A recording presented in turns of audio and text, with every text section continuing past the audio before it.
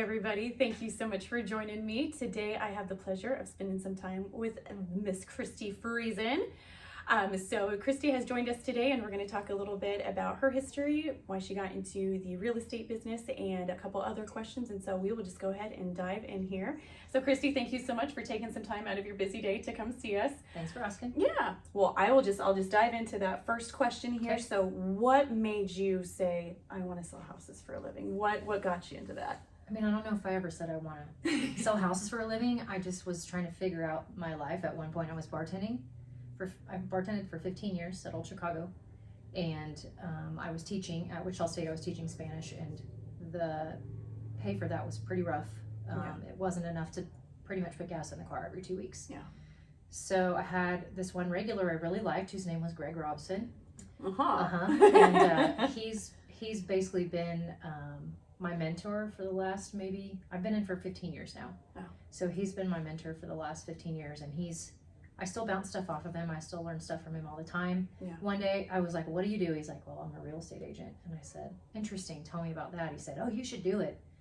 You'd probably make like $50,000 a year. And I was like, what? Yeah. That's amazing. And so then I went and met with his broker, and we just kind of took off. Yeah, I started in 2007 when the market was really, really bad. Yeah. And Tim Holt was my broker, also like a mentor forever. And he said, if you can make it now, you'll be fine when the market recovers. So, yeah. Did you take any of that, advice, or just, sense of perseverance having to deal with, 2020 and 2021, saying, all right, I survived then. For sure. Here's another instance, and I'm going to get through it now too, and just I feel like be that was much stronger. easier. Was it? I think that was easier than the economic downturn of 2008-9. That was a really bad time to come in because I didn't know what I was doing, first of all. So basically I just sat in the office and I would make myself spreadsheets of who I can call, how can I annoy them, how can I remind them I do real estate. Yeah. And, I don't know. I had a couple people tell me, oh, you'll never make it doing that. That's stupid. Everybody gets a real estate license, and why would you do that? And I was like, okay, watch me. I think she got the last laugh. Watch me, huh? Yeah. Well, no, I mean, that's incredible. And at least it was something where you're like, no, I'm going to stick with this. This is what I want to do. This is what makes, sense for me right now and everything. And you're able to Turned out prove well. them wrong. Absolutely. So with that, and with that 15-year history and everything, is there a success story that you have, or is there, successes of your team that you've been able to, create over the last couple of years? What are some successes there? Yes, and the main one I thought about today was, and I don't think I created it, I think he created it for himself, but my transaction coordinator, Jake, we worked together at Old Chicago, and I just randomly saw him at an Old Chicago wedding. He had just broken his foot or his ankle and was about to be out of work. And I don't know if you've ever worked in food service, but that's a check to check, shift to shift to pay my rent type of a deal. And he was kind of going to be in a really bad spot. My other assistant had just graduated college and was about to go. And I said, well, I know you're not an office guy. I know you're not a daytime guy. Do you want to come answer the phone for a while? And it'll be 3 months, whatever. I'm struggling. I need some help just to tell people I'll call him back later. Right.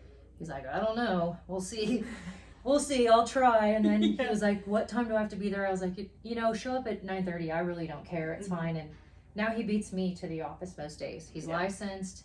He's helped me process. I mean, I think I said 400 earlier, but he's probably helped me process like 600 contracts in the last 7 years. That's incredible. He sells his own stuff. He is very knowledgeable. He's very ethical. He's just awesome. And I'm really glad that we took that chance and that it became a long-term instead of a short-term. He's definitely a super success story in my book. Well, big pat on the back to him and everything. So congratulations, Jake, for that. Yeah. Well, and I could imagine, when you have somebody, young and, maybe thinking about getting into it, having a source where you get that encouragement, hey, just do that, versus being like, I don't know, so just. It was a lot. I mean, and he came in the summer, the end of the summer, and I kind of my other assistant just couldn't wait to get out. It was like he had 2 weeks and he couldn't wait to see the end of it. And I just kind of dumped everything on Jake, and he was like, but he made it work. And now he gives me ideas for how to, streamline things from the other agents on the team. That's incredible. Yeah. He's doing very well. Well, to really dive into that and really just make it your own and everything, that is not, everybody can say that they can do that. So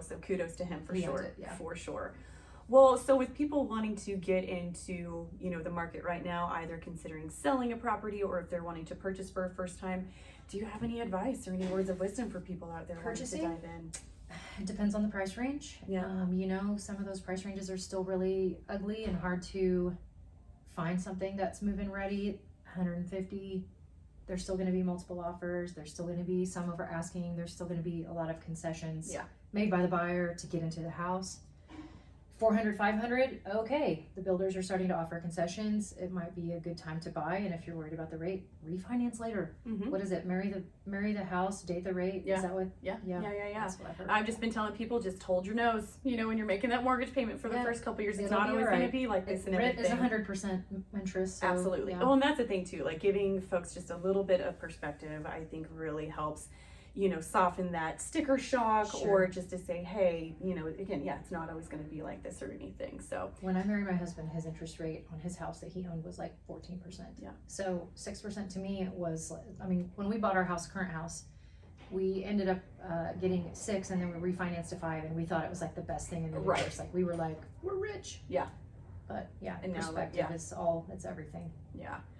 Well, I have a fun little question here that I like to ask realtors. So if you were to, maybe purchase a house, you intend to, you have your most recent real estate venture. Yes. Well, okay. Well, so tell me about, so with that property, what part of it, like, is it just getting away? Like, what made you go, I'm going to do this, and this is it. This is a property that I want. We travel a lot. My husband is a previous travel agent, and his dad actually owns Reflection Travel and Reflection Ridge. Okay. So we have a lot of travel connections, Yeah. and it's a thing that we've always enjoyed doing together. Of all the places we ever go, I will say, I could retire here, and he'll go, meh, Yeah. I don't know, it's too whatever. Yeah. It's too noisy. Or he'd say, what about here? And I'll be, no, I don't think so. Yeah. So Tamarindo in Costa Rica was like the place that I said, what about here? And he was like, oh yeah, I could do this. And then we kept talking about it the rest of that trip. And I said, well, if we're really going to do this, we need to come down here for more than a week and make sure it's not just I love it for vacation. Sure. So then we came for 3 weeks. And in the 3 weeks, the year before that, I was looking for property, and it's during COVID. Yeah. And they were flying off the market just like they were here. Yeah. So we just came across an opportunity the day before we left. We went down there for 3 weeks, and the day before we left, this one popped up, and we walked through it and had to have it. So here we are. Wow. It's been a learning experience for Oh, sure. I am sure. It's not the same. Yeah. Not the same. Well, so what's your favorite part about that? What's something where it's like, I'm so glad that house has X?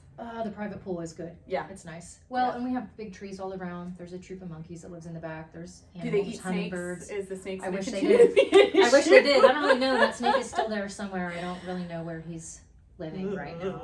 We asked property management to check it out and see if they can figure it out, but Yeah. I don't know. I mean, if it's a friendly snake. It didn't hurt me. Yeah, but if it's a spicy snake, then I don't want to. It could be spicy It could be depending on the spicy. situation. Yeah, I don't know. Yeah.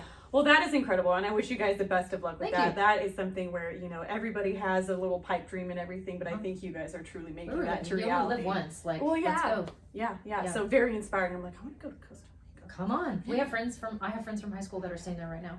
That is incredible. So Okay. you have to do it someday. I have some calls to make. Yes, you do. So- Yeah. Well, thank you so much Yeah. for taking time out of your busy day to come by thanks for and see having us and everything. So, thank you guys for joining us this time, and we will see you again here soon. Take care. See ya.